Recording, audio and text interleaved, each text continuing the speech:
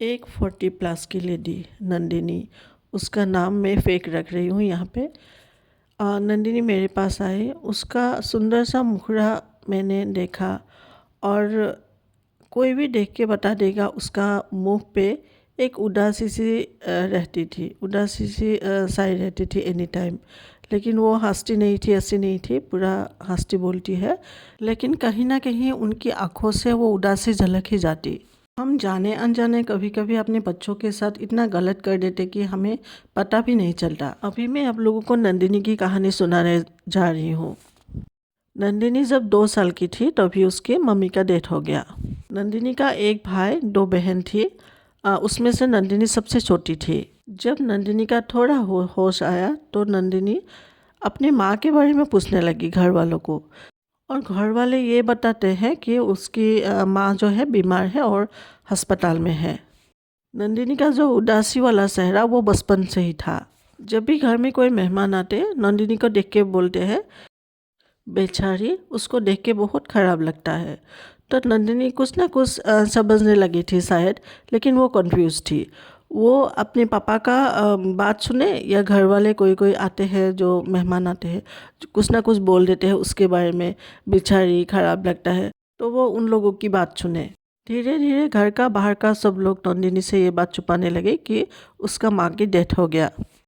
नंदिनी का मन में एक छवि थी, एक सुंदर सी महिला की, क्योंकि उनकी मम्मी बहुत सुंदर थी, सुंदर है, सब लोग वही बोलते हैं।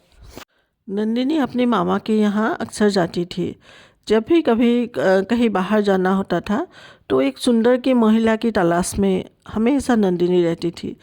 जहाँ की एक सुंदर सी महिला दिखती, वो सोच रही थी कि वो तो मेरी मम्मी नहीं है। नंदिनी अपनी पापा की बहुत लाडली थी, बहुत ही लाडली थी।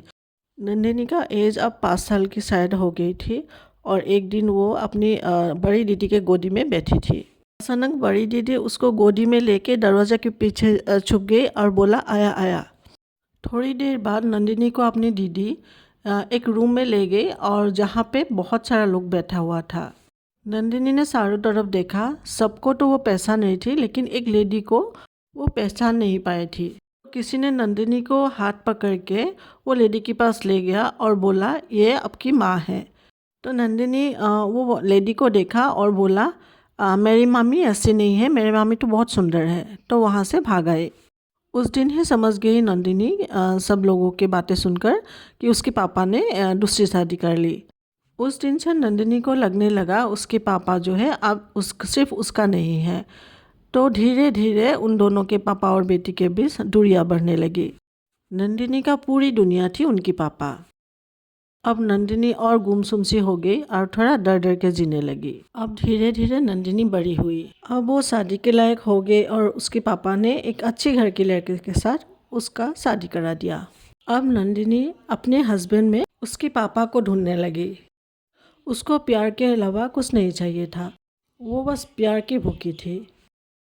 वो बात छोटी छोटी बातों पे मुंह फुला के बैठ जाती थी। उसकी वो हरकत हस्बैंड कितने दिन टॉलरेट करेगा। ऊपर से हस्बैंड गुस्से वाले।